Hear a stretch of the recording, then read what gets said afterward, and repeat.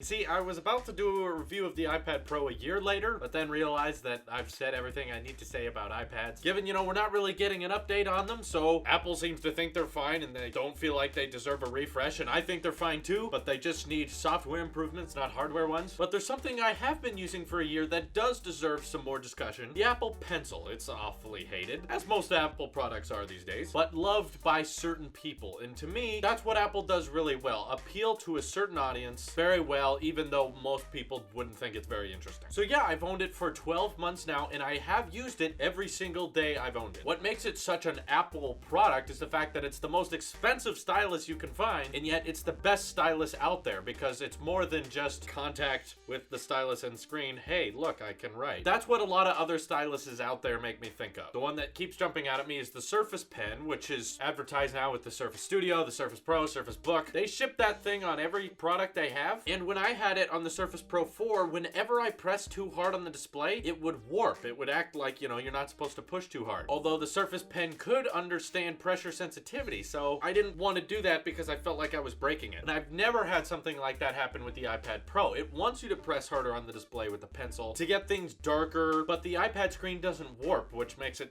feel solid and fine. Now, a lot of people have said that the Apple Pencil is really only good for artists, people who like to draw a lot. I am not one of those people, but what this thing is great at is giving you a lot of control over what you're interpreting on the display. I'm probably repeating an older version of myself a long time ago, but it's just good to know that this thing was a worthy purchase. So I keep a list of all the videos I've made throughout the month, and for that I like to write down specifics of what I've done in the past. I don't know, just for the novelty of it. And in iOS 10 messages, you can handwrite messages to people, and the Apple Pencil is great for that because it's like you're handwriting a letter to someone, except without the paper and the mail, and it's, cheaper. The other useful purpose it serves is iMovie. I edit a lot of vlogs on the Tailosive channel, and those don't really need Adobe Premiere to edit with because they're not that complicated. They just need some basic cutting and trimming, and for that I love to use iMovie on my iPad, and this lets you trim clips very precisely. Much better than your finger, which can move around when you lift too fast. So for that purpose, it's very useful. So using it day to day is great. However, it is starting to be noticeably aging. There's several parts on the pencil that have scuffed just from being thrown around too much or hitting something that was a little too hard, and those scratches will not go away. They're there to stay. So durability wise, it's very noticeable when something is wrong with it. And at several points,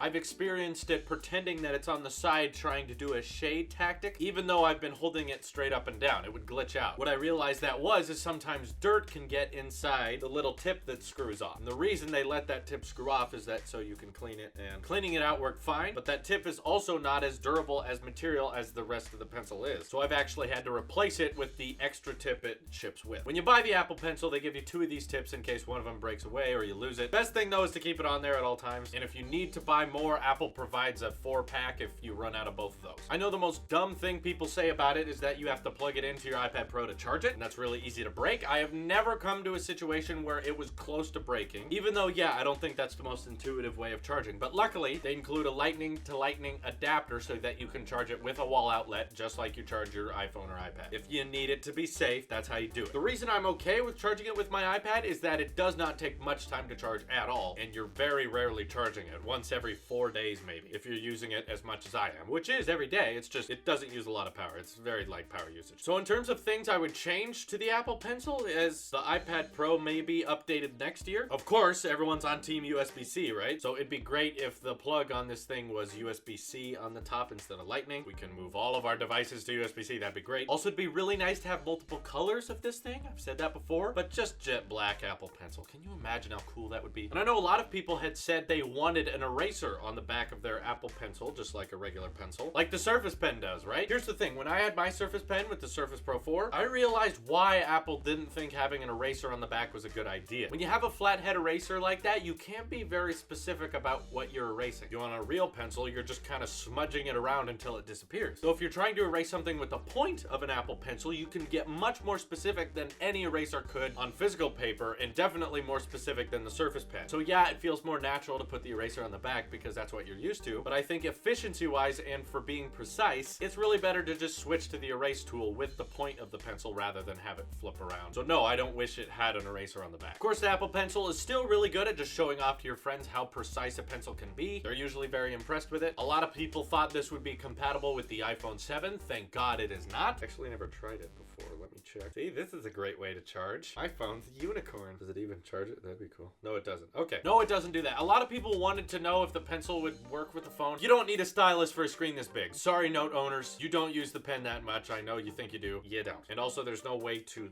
carry these together, so you'd just be walking around. This is dumb. Don't do this with your iPhone. Your finger's fine. Steve Jobs said it himself. If Apple does decide to go after the Surface Studio someday, it would be interesting to see if they ever came up with a touch interface on Mac OS and made the Apple Pencil compatible with an iMac 5K touch display. I hope they keep this stylus around. I really love it. No stylus I'd rather use, but of course you're gonna be set back through that price. Glad I bought it, but it's not that durable. But luckily, all of its functionality is still there. And yes, this proves my Apple sheep mind is still gonna be tolerant of anything Apple does. This is your Apple sheep here, and I will see you in the next one.